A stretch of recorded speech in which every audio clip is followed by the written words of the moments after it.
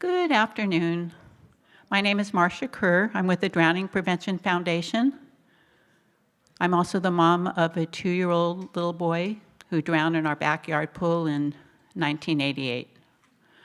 So I personally am very interested in data and surveillance.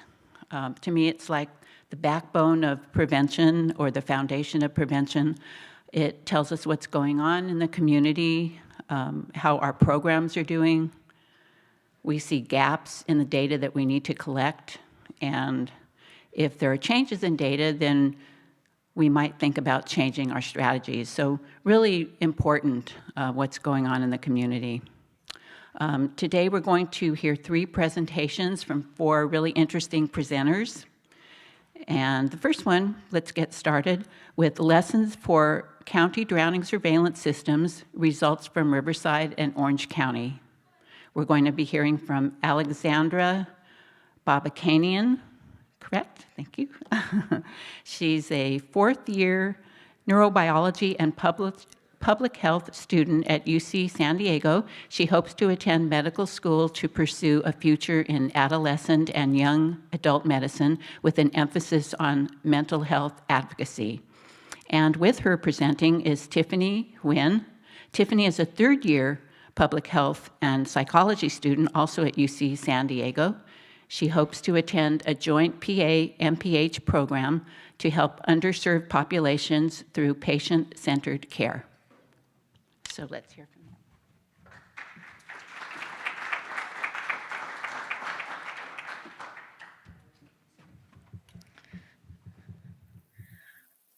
Alrighty, thank you so much for that introduction. We're really grateful to be here today to speak with you all about our findings from 2 case studies, or preliminary findings from 2 case studies in Riverside and Orange County on current drowning surveillance systems. So to get started, as you all know, drowning surveillance is a critical aspect of public health. And really what it allows us to do is monitor drowning patterns and trends and be able to use this to identify risk factors associated with drowning that can act for the basis to make change and inform prevention strategies and also influence policy.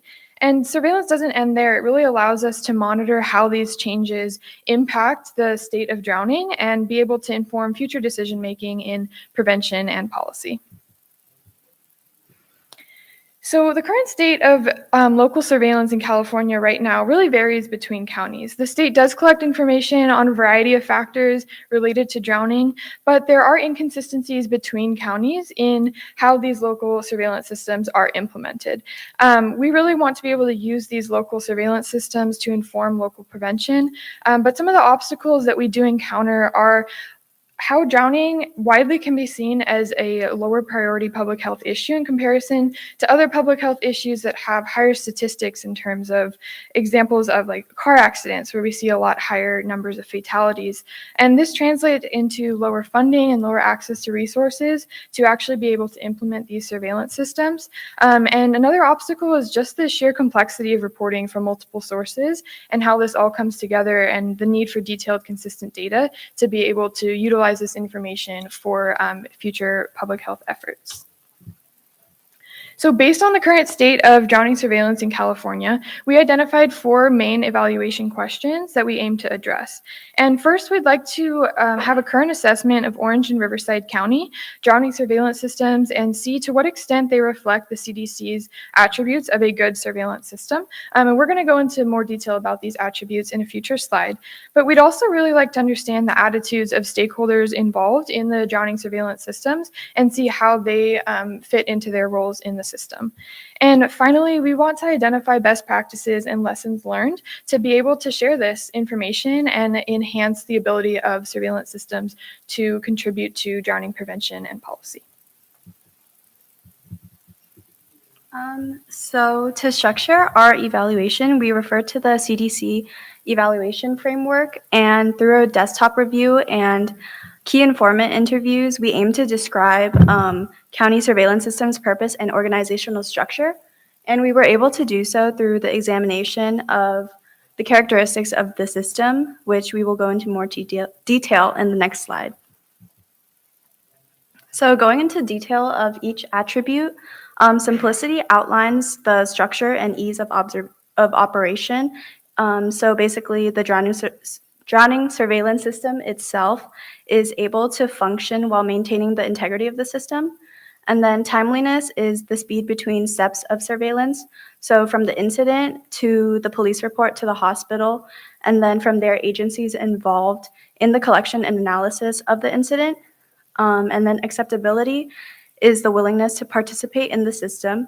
So speaking with our secondary stakeholders allows us to gauge their importance with these roles in the system. And then data quality is the completeness and validity of data, which includes the consistency of incident definitions and the thoroughness of data from different reporting sources. And then representativeness is the ability for the system to capture all events in order to tie together different parties associated with the system of drowning surveillance. And usefulness is the contribution to prevention as a whole. Our two primary stakeholders include Erin Malone from Riverside County and Judy Rader from Orange County. So Erin Malone is the program coordinator for injury prevention services for the Public Health Department of Riverside University Health System. She is a longtime injury prevention expert and notably a leading figure for drowning prevention, playing a pivotal role in the establishment of a robust drowning system in Riverside County. And Judy Rader is a driving force in drowning data collection in OC through her role in OC Fire Authority. She contributed greatly to the OC drowning prevention force, as well as playing a critical role in the robust coordinated system of drowning surveillance that integrates several fire departments in OC. And our secondary stakeholders include local public health and safety agencies, hospitals, EMS, local advocacy, and interest groups. So from our interviews, we identified the overarching purposes of surveillance in OC and Riverside. So OC has a very strong focus on educating the public on the current state of drowning, as well as creating outreach campaigns to reduce drowning rates. And Riverside County has a strong focus on acting on community barriers to water safety and investigating child welfare with respect to drowning incidents. So the organization of Orange County is fire department based, and reporting sources are extracted from EMTs and coroner's office, whereas Riverside County is a health department based with sources from EMTs, hospitals, and the coroner's office. So when we look at where this information comes from for each county, we can see a lot of overlap, but there are some notable differences in how the information is extracted from reports as well as what is actually being reported in the two counties. So for Orange County, information is abstracted from narrative reports rather than a standardized form, and this really aims to capture information about just information on the incident itself, victim demographic information, as well as information regarding the water source of the drowning incident. In Riverside, they have a standardized form that is completed by EMS responding to the scene. And you can see that there are overlaps in the data that they collect, but Riverside also aims to capture information on adult supervision at the scene, barrier information, as well as classes and emergency preparation of those who are present at the scene. So we can take a look at an example form of what would be filled out at the scene of a drowning incident. And on the left-hand side, you can see all the basic information. But when we look further into it, we can see how Riverside utilizes this information to be able to make appropriate referrals to parties associated with aspects of the drowning incident. So circled here, you can see water source information as well as barrier information. And Riverside County utilizes this to be able to initiate a referral to environmental health services to respond to the scene and assess if there are any actions that need to be taken to make the area safer for future parties. Another aspect of Riverside is their focus on the presence of adult supervision and any other information that would be important to reporting to CPS for potential child abuse or neglect related to the incident. In Orange County, as you can see, EMS, coroner's office, and the hospital all provide a monthly report to the fire authority for review. And from there, the fire authority sends a monthly report to drowning prevention task forces in order to inform outreach and education programs. And all of this data is accessible to the OC Fire Authority, but upon request can also be provided to other outside agencies. And when we look at Riverside County, we can see that EMS and law enforcement all contribute per drowning incident to send a report to the Public Safety Office for review. And the Public Safety Office utilizes this information to, again, go through that daily review for any necessary CPS and EHS referrals. And they also report on a weekly basis to First 5 Riverside and a monthly report to the Safe Kids Coalition to be able to share statistics and trends and have this information be used for future public health efforts. Here you can see a flowchart overview of the Orange County drowning surveillance system, and it shows the many complex steps involved in reporting and collecting the data. And also when we're looking at Riverside, we can see that very integrated system that has many steps involved in getting information from the scene to public health offices. And we can also note the intermediary steps that allows for feedback in terms of making referrals to the appropriate offices related to the incident. And when we're thinking about resources involved in the drowning surveillance system, there is certainly a lack of a dedicated budget given to any county to be able to properly implement the drowning surveillance system. And it's really dependent on the intrinsic motivation of the people involved in the system to make this work, because there is a lack of resources and budget being given to implement the system. So this is definitely a room for improvement to be able to better support those operating within the system. And circling back to those main CDC attributes that we're using to analyze these different drowning surveillance systems, first, in both systems, there are a lot of complexities to the flow of data, but we do have some more simplicity in Riverside due to the standardized form that is used. And that also contributes to greater timeliness, where incident information can be turned around within 24 hours of the incident itself. Here, we actually are not able to speak to acceptability yet. That will follow our conversations with secondary stakeholders to see their interpretations of how the system flows and where they see fit into the system. For data quality, Orange County is limited by the narrative structure of their reports, and Riverside uses, again, that standardized electronic form. And representativeness for Orange County, they really encompass almost all cities involved in Orange County drowning surveillance. And Riverside is limited, again, to those 911 calls to be able to initiate the form. So through our data analysis, we were able to identify strengths between both Orange County and Riverside County. And in Orange County, we noticed that they tracked information that was easily accessible, as well as working closely with OC Fire Authority. And then some strengths of Riverside County include their timeliness and integration, as well as informing prevention efforts and responses. As for the areas of improvement, we noticed some between OC and Riverside. In Orange County, we noticed a public dissemination of data collected was an area that needed to be improved in, as well as missing established structure of data collection. And in Riverside County, we noticed a need for increased funding, as well as an integrated electronic platform to integrate with law enforcement. And with both of these strengths and areas of improvements, we were able to come up with considerations for establishing surveillance, which include adequate resources, system organization, standardization of data collection, electronic data entry, as well as data dissemination to those who can bring about change to drowning surveillance as a whole. Thank you everyone for listening, and we really appreciate your time.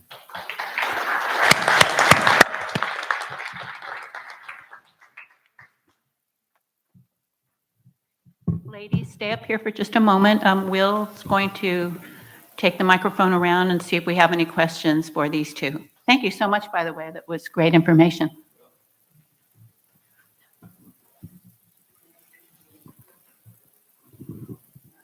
Thank you very much for the presentation. On one of your last slides, I think you had mentioned that there was an issue about dissemination of information. Are you talking about information of victims or information to give data? Yeah, thank you for that question. So sorry we didn't specify, not victim information, instead information regarding the incident on how this data collected in regards to drowning surveillance can actually be shared with the public to inform maybe education and outreach programs. And this, again, is integrated in the system, but always room for improvement to get it more accessible to the public.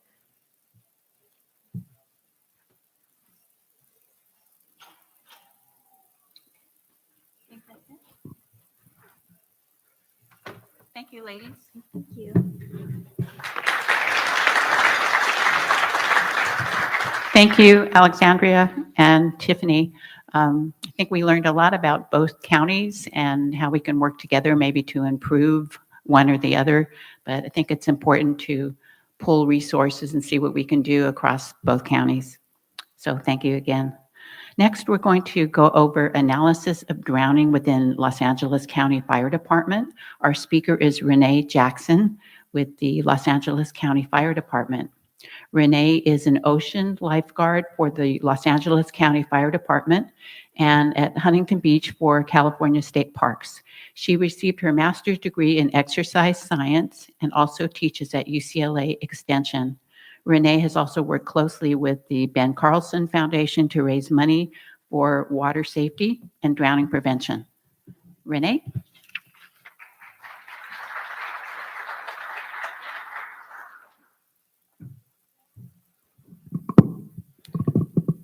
Might just take it out. I'm a little tall. Okay. Thank you. So in 2019, our department decided to run a project to determine how drowning is affecting both our patient outcomes, as well as our lifeguards and our firefighters. So today I'm going to share that information with you guys, as well as some insights that we got from the data. But usually there's always one. How many of you guys got up really early before coming to the conference today to swim? Is there anybody? Okay. So maybe you weren't able to go swimming before the conference today, but if you could right now, beautiful day in Orange County, how many of you guys would like to go swimming, surfing, body surfing in the ocean right now if you had a chance? Most of the lifeguards in here would be like, yes. What about if this sign suddenly shows up on the beach? How many of you guys would still want to go swimming in the ocean right now? Okay. So a lot of you guys said you'd like to go swimming in some capacity, whether it's in the pool, in the ocean, or with sharks. But how many of you would want to go swimming if you knew there was a high risk that you would drown? That's right. Like, no one wants to drown. So if we have a lot of people that are coming to our beaches and our pools to recreate and enjoy themselves, then why is it that they're drowning? And that's the question that we're going to try to answer today.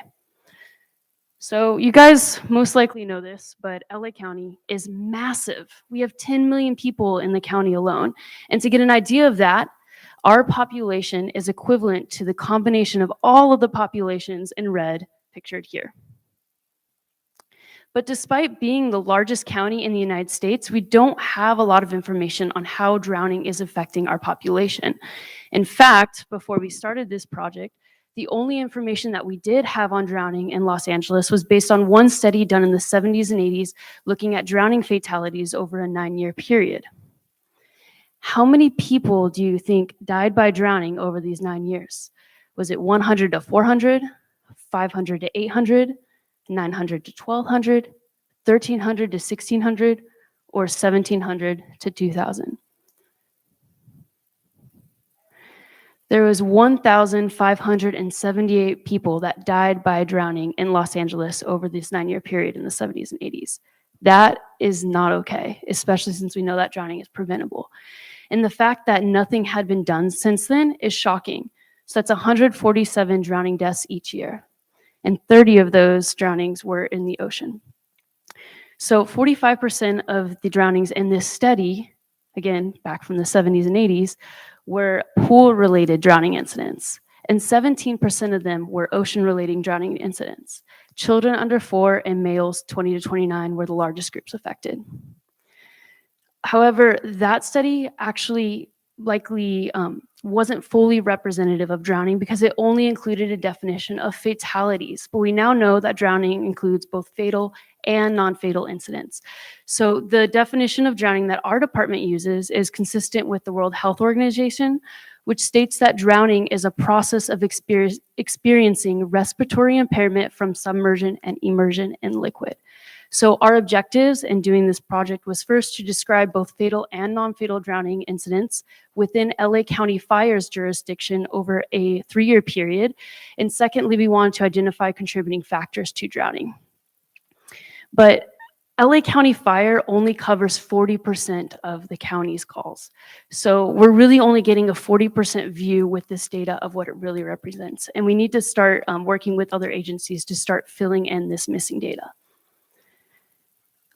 We found our data from our electronic patient care reports between 2016 to 2018. And we specifically started with 2016 because that's the year that we transferred over to an electronic system. And we identified our cases for review based on having a call type, chief complaint, or mechanism of injury of drown, dive, submersion, or cardiac arrest.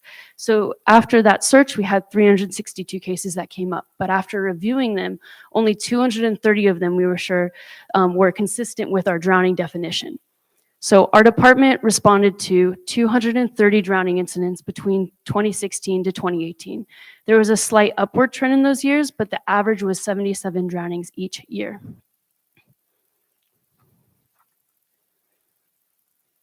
And our data was consistent with the World Health Organization data, again, showing that males and children under 4 were the most affected. So 90% of our calls were LA County residents. And we looked at where those people are coming from. The majority of them were coming from the inland communities. And almost 60% of these drowning incidents happen in the person's own home. This is a heat map showing up where the drowning incidents were occurring by zip code. Again, if you look, the darker areas are more inland, so most of the drownings are coming from the inland communities. Our idea with this is now that we know where these people are coming from, we can start targeting educational areas in those zip codes and through those schools.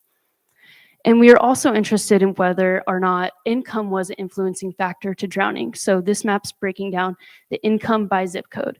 Now, our data shows that income actually did not influence drowning incidents. So for example, the green areas here are our high income zip codes.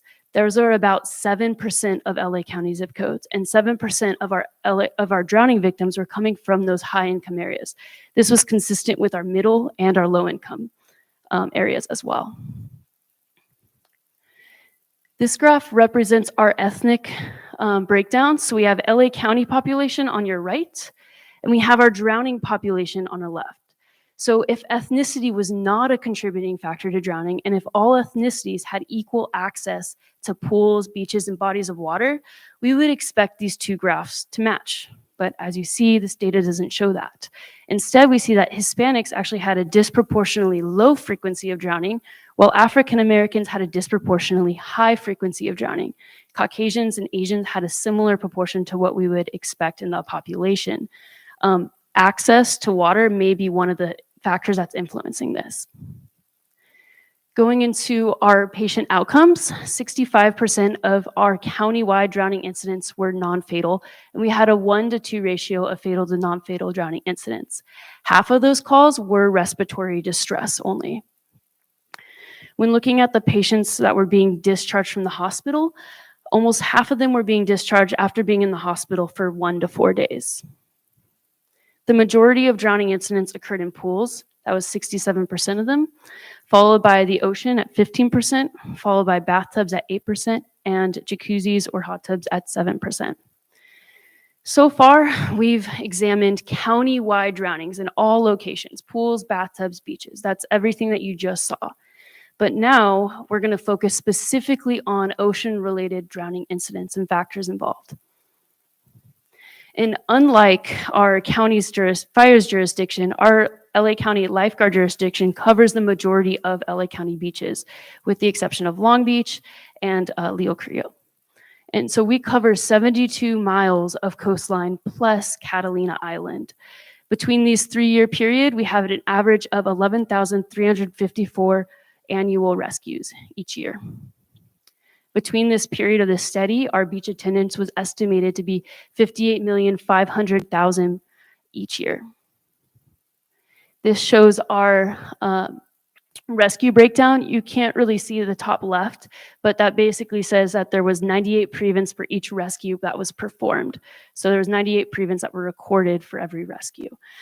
2016 had the most rescues at almost 13,000 rescues. 2016 also was our year with most of the drowning incidents. We had almost half of our drowning incidents in 2016. So our lifeguard division responded to 34 drowning incidents over this 3-year period. Again, the majority of them were in 2016. And 2017 and 18, we actually had 5 more fully staffed lifeguard towers that were implemented, and drowning incidences that had occurred in 2016 no longer occurred at those towers in 2017 and 18. This map shows where our drowning victims are coming from. 78% of our beach drowning victims were LA County residents. Now, unlike our countywide drownings, where the majority of countywide drownings were coming from the inland areas, what we found when we looked at our beach drowning victims was they were coming equally from all parts of the county. So the exception to that was District 1, where we had no drowning victims coming from District 1, but those victims are probably going, or those people from District 1 are probably going to Long Beach or Huntington Beach because there's easier freeway access to get to rather than coming to the Los Angeles beaches. And drowning occurred in 1 out of every 5,100,000 beachgoers annually throughout this period of the study. Youth or young adults aged 20 to 29 were the majority of our drowning victims. But when we look at drowning fatalities, it was actually middle-aged adults between their 40s and 50s that were most affected by drowning fatalities. Again, here's our ethnical breakdown. So like we said earlier, our LA County population is on the right. Now, what's interesting here, again, Hispanics have a disproportionately low frequency of drowning in our data, but Caucasians had a disproportionately high frequency of drowning at the beach. We don't think this is because Caucasians are necessarily at a greater ethnical risk of drowning. Rather, they probably represent the majority of our beach goers. And if there's more Caucasians at the beach, we would expect there to be more Caucasians to drown.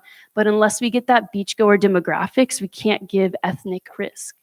And if you look at African Americans and Asians, you'll also notice that they're also have a higher proportion of drowning incidents. So especially if there's less of them attending our beaches, it may be that they're at greater ethnic risk, but we don't have that information yet.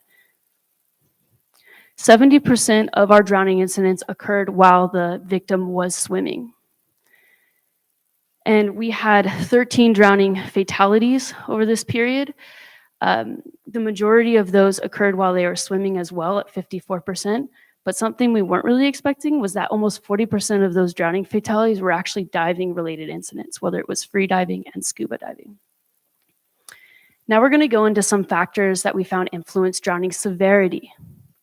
So 62% of our beach drowning patients were non-fatal, and 38% were fatal.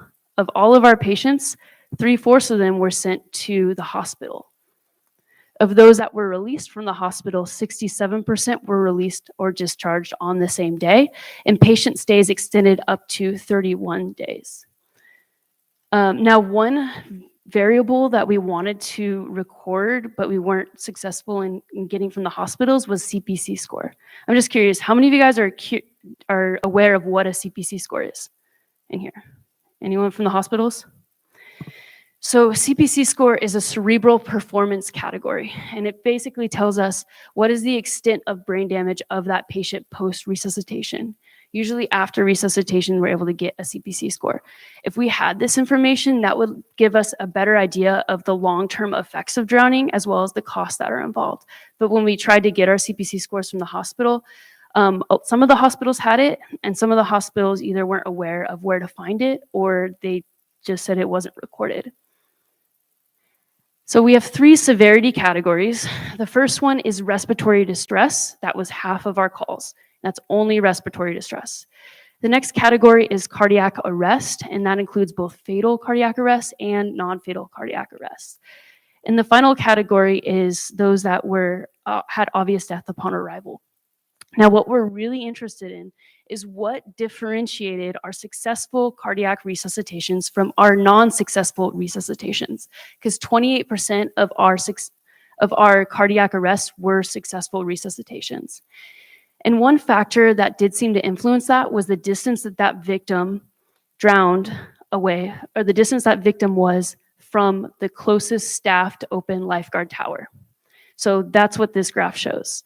The further you look to your right, the further that drowning incident happened away from a lifeguard. The further you look to your right, the more red and blacks you see. Those are the more fatal incidents. Whereas the further you look to your left, the more blues and golds you see. Those are our non-fatal incidents. So basically, this is showing that the closer that person was to a staffed open lifeguard tower, the more likely they had a positive outcome. In fact, this is one of the most important statistics that we got from this, was that drowning incidents that occurred within 1,000 meters of a staffed tower were 6 times more likely to result in a successful resuscitation. And this is showing our successful resuscitations in the gold. 80% of our successful resuscitations occurred within 100 meters of a staffed lifeguard tower, where that lifeguard was able to respond and go get that person out of the water and successfully resuscitate them and have a good outcome. Now, one of those occurred further away from 1,000 meters of a staffed lifeguard tower. However, that person had immediate bystander CPR by a law enforcement officer, which shows us that early intervention really is key in the drowning process. Now, again, you can't see on the top left, but LA County has 2 unique areas where they're very remote. There's not a lot of staffed lifeguard towers because it's difficult to access. There's difficult beach access. And those areas are Catalina Island and Palos Verdes. And Catalina Island had 8 drowning incidences during the period of the study, and Palos Verdes had 4. And unfortunately, a lot of those were fatal. So one thing that we're now looking at is we don't have staffed lifeguard towers because there's no access there. What can we do about it? And this is more for a discussion for the end, or maybe you guys in your beaches have had similar areas.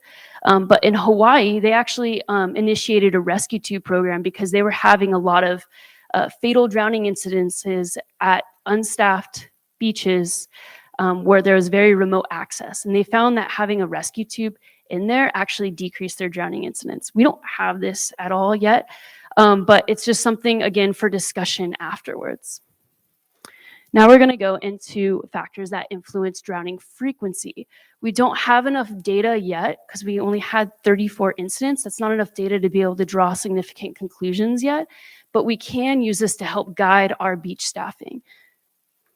So the majority of drowning incidents occurred when the surf was 3 feet. And in general, there was a bell-shaped curve, whereas the surf went higher than 3 feet and lower than 3 feet, drowning incidences decreased.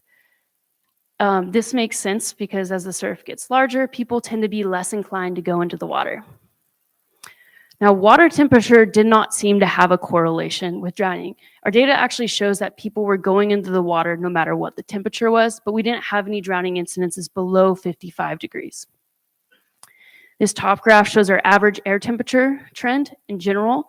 Starts going up in January all the way through September, October, and then drops off. Most of our drowning incidents occurred when the temperature was in the 70s, but that doesn't really give us a whole lot of information in itself. But when we broke down drowning by temperature and month, there did seem to be a trend. And that trend was that drowning frequency was higher in months with irregularly warm temperature and lower in months with irregularly cool temperatures. For example, in 2016, we had an extremely warm summer where February reached 92 degrees, and we had a lot of drownings in that winter. But if you look in the peak season, there was only 19% of drowning incidents that occurred in peak season, where there was a atypical linear decrease in the temperature that summer. 2017 had the opposite effect. 2017, 67% of the drowning incidents occurred in peak season, where there was the typical historic pattern of a linear increase in temperature.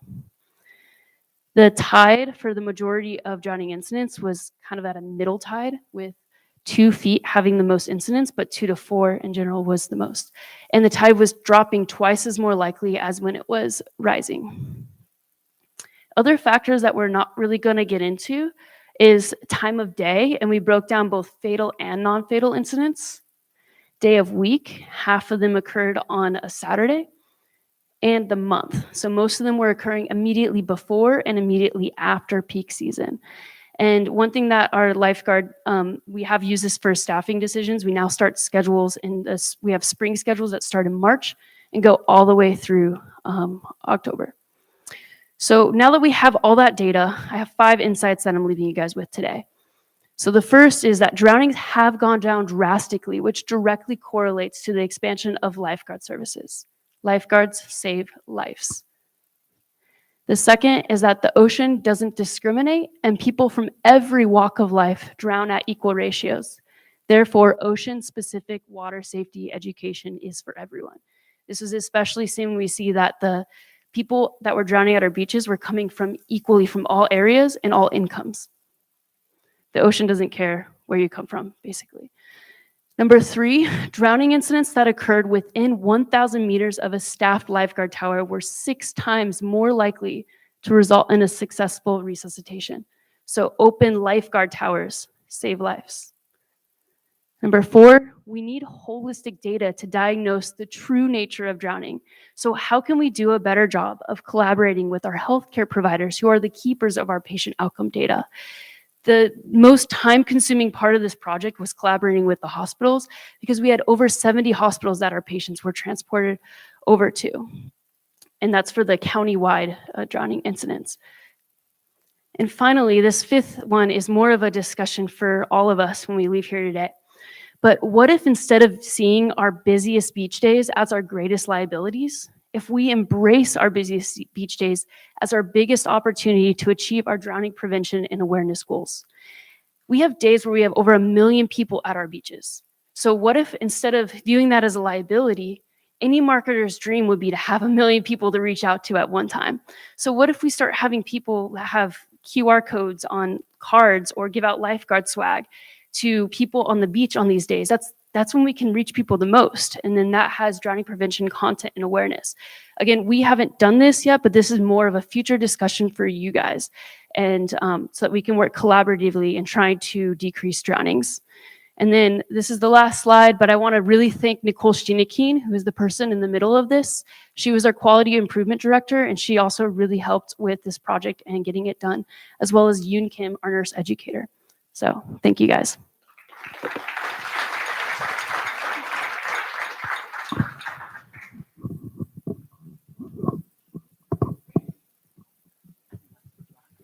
Okay, sorry. Thank you. Thank you so much, Renae. We're running a little bit over time, so we're not going to ask questions, but if you have some questions for Renae, jot them down and keep them, and we'll stay around in the room maybe a few minutes after. Our next speaker is Phyllis Agran, speaking about Partners for Childhood Drowning Prevention, Foundations, and Advocacy. Phyllis Agran, MD, MPH, is a professor at UC Irvine with research and policy expertise in pediatric injury prevention. Currently, under her leadership, the American Academy of Pediatrics, California, is the sponsor of California Senate Bill 855, Child Drowning Data Collection and Pilot Project. And here is Phyllis, a longtime friend and longtime colleague.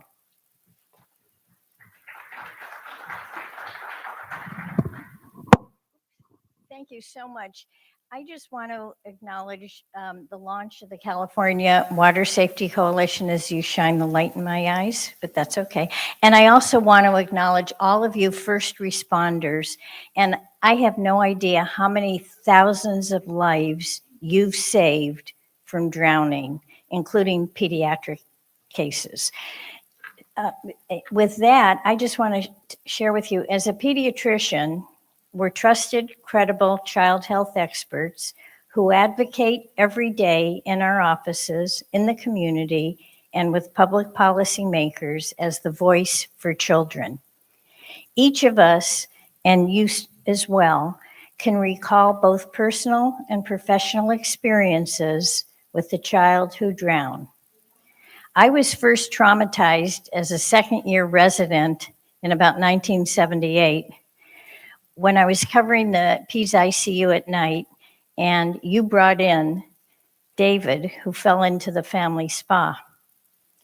The next morning on rounds, our attending, Ralph Rucker, asked me if I told the family that they needed to fill their spa with concrete. Do you remember the movie Same Time Next Year? Imagine my horror and Dr. Rucker's response when the following year that child was again admitted. This was on us. In the late 1970s, Dr. Rucker instilled in us that as pediatricians, we not only treat patients, but that we must be child injury prevention advocates. It's a lesson I've learned and I've never forgotten. We'll be persistent and we'll be unwavering in our mission, as you are as first responders.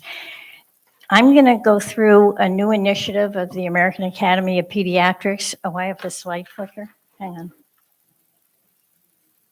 Oh. What? Green button. Got it. Okay.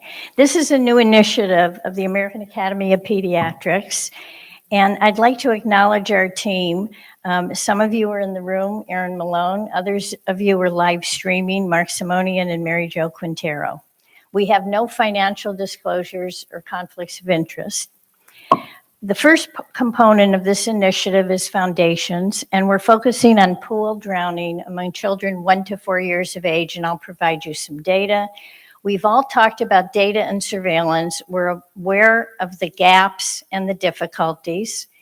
And then part of our initiative is to engage in public education campaigns, webinars, training ourselves, educational modules, and a high-level strategic policy plan focused on the 1 to 4 year olds. In terms of advocacy, we train our pediatric residents to advocate at the state, federal, and local levels for children.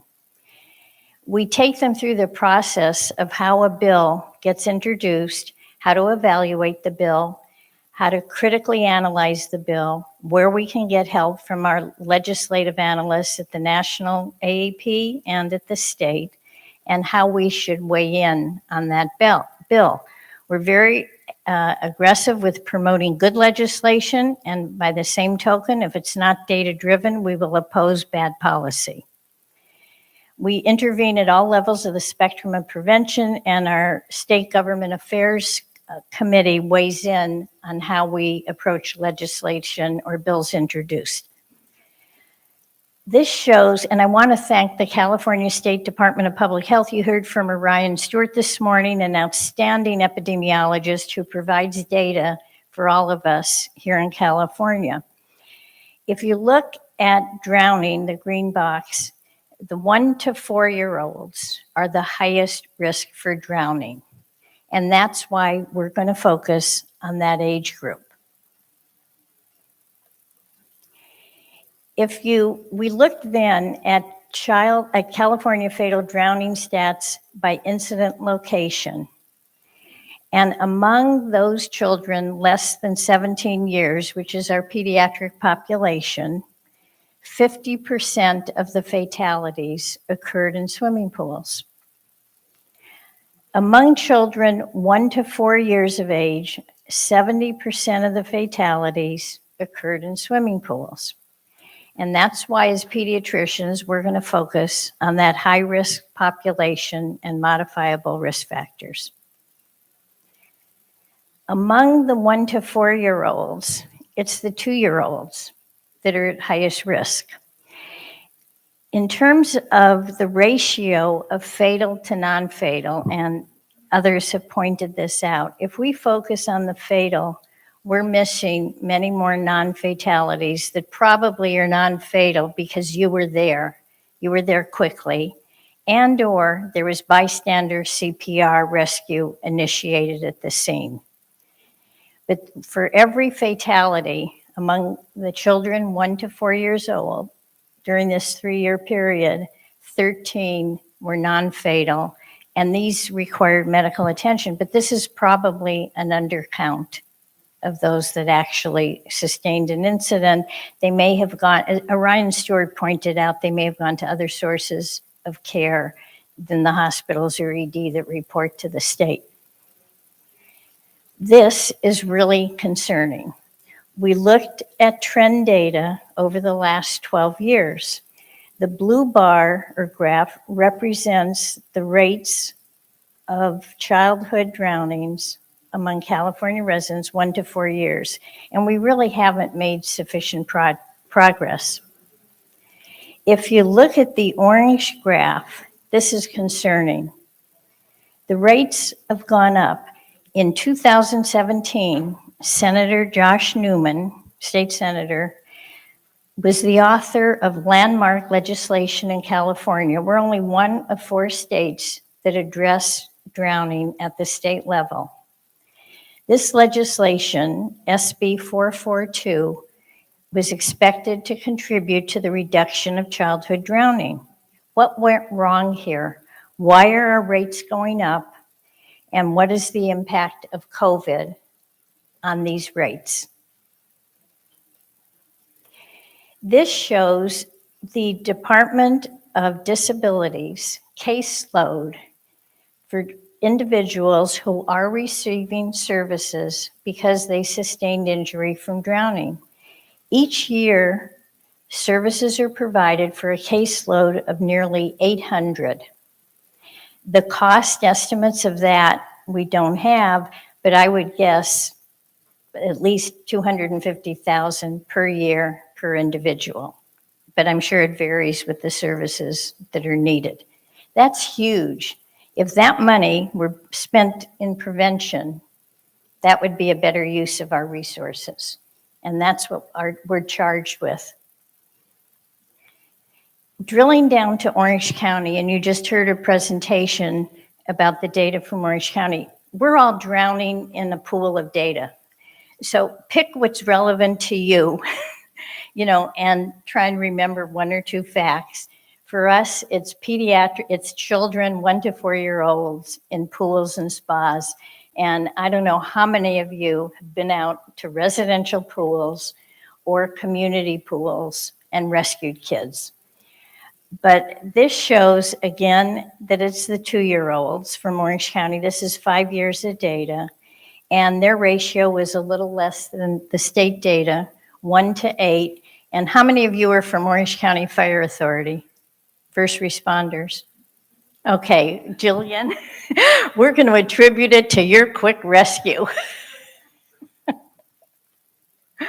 Okay, this is really interesting. When you look at combined fatal and non-fatal by where it occurred, the body of water, it's backyard pools and community pools, okay, accounting for 92% of the cases.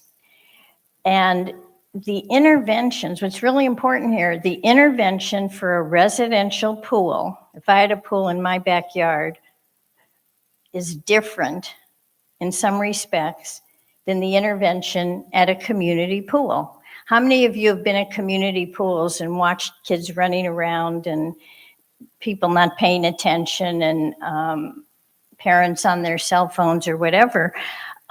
So the interventions are different.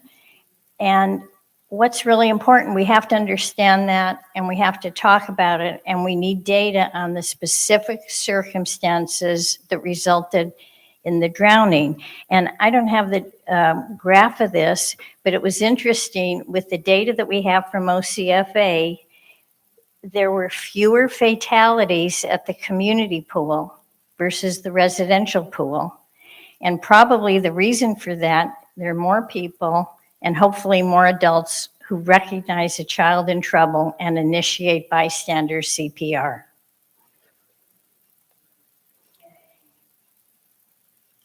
Now, OCFA attributes, and Jillian's here and she can comment on that, they go through the charts from the first responders, they go through the child death review charts, and they make an ascertainment as to what was the precipitating factor. And in 42% of the cases, it was lapse of supervision while in the water. In 24%, lack of adequate barriers. Again, this requires drilling down on the data, understanding it, and different interventions. And I will say, we tell parents, watch your kid. What does that mean? Watch your kid. Watch your kid at the pool. Watch your kid. We haven't really defined it. So supervision is critical, but it is not sufficient. We all have had lapses in supervision. There was a case this summer in my own city. Actually, there were two cases. One, the dad lost track of the child, and fortunately, a nurse who initiated bystander CPR saved that kid. And another, the mother turned her back for a minute, and the kid jumped in with the floaties, and the floaties floated off. That is why we need multiple layers of protection. Supervision is necessary, but not sufficient. And back to what we're doing with funding from the Kids Play program, California Department of Public Health. In 2010, we did a study where we developed a surveillance handbook designed for child death review teams to drill down on the circumstances of the drowning. We're preparing the second edition. Many of you are going to provide input on that, Erin and Jillian. And we're adding a new component, drowning of young children, new partnerships, and lessons learned for prevention.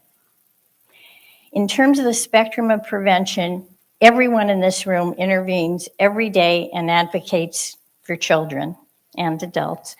And as a pediatrician, every day when I talk to families and patients, I'm providing evidence-based guidance on whatever topic is needed, and in this case, drowning and assessing the child's risk. And then moving up the spectrum, we have to educate ourselves. We have to educate those in our organizations. And this coalition is a real start toward advocating for better policies that will prevent drowning. And at the very top of this, influencing policy and legislation. And we can do so much more by incremental improvement in pool safety and in our drowning prevention policies than each one of us can do at the individual level. And that's why that brings in our advocacy efforts. And we rely on data-driven best practices. And that's what is the basis of our advocacy and our support or our opposition to legislation. We collaborate with our State Government Affairs Committee, and we in California have created an expert team of injury and violence prevention, pediatricians, and others. And I have the honor of being selected as the first chair of that committee. We will weigh in on legislation, and I'm proud to say, working with Senator Newman and pulling bad legislation, SB 855 was introduced this legislative session and will be heard Wednesday. I have 2 minutes to promote it in front of the State Senate Health Committee, and fortunately, the chair of that committee is Richard Pan, a pediatrician. So I have about 15 versions of what I'm going to say in 2 minutes. Could you help me? And basically, this bill would establish what you're all talking about today, a statewide drowning data collection system with consistent reporting and analysis. This is what the California State Department of Public Health Injury and Violence Prevention Branch does, and we're hoping that this bill will pass. Also, we're concerned about two other bills, AB 2602, which would dismantle the Kids Play program and take it away from the State Department of Public Health and put it in a private sector organization without data to support that. So I had a video here, but I think it got knocked out because you also have a video from Senator Josh Newman welcoming you to the summit and the launch of this coalition. And he will explain, I think Megan has it on her PowerPoint presentation tomorrow. Okay, so we thank Senator Newman, and we hope that one of the actions of this new coalition will be advocacy, and that you'll advocate for what is really needed in California, which is a system of data collection. So with that, I want to thank, oh, here he is. We'll skip him, okay? Hi. Okay. We're going to skip this one too. Okay. Oh, that's the end. Okay, I just want to thank and acknowledge all of you in this room again for the life-saving work that you do. I want to thank my fellow pediatricians, nurses, social workers, and other first-line health professionals that grieve with families, suffer the pain with families, and the horror of when a family realizes this child's death could have been prevented. And we're all in this together. Don't drown in the data. Move forward and advocate. And thank you.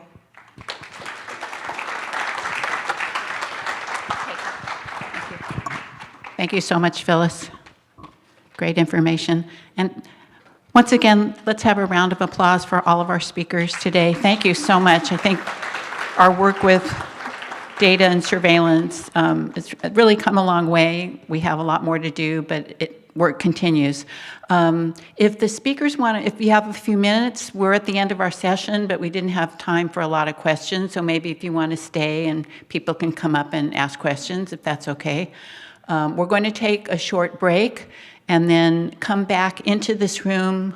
Will, if Will is still here, is it another 10 or 15-minute break? Okay, and then we're going to come back into this room for the plenary, the closing plenary. So thank you, everyone, once again.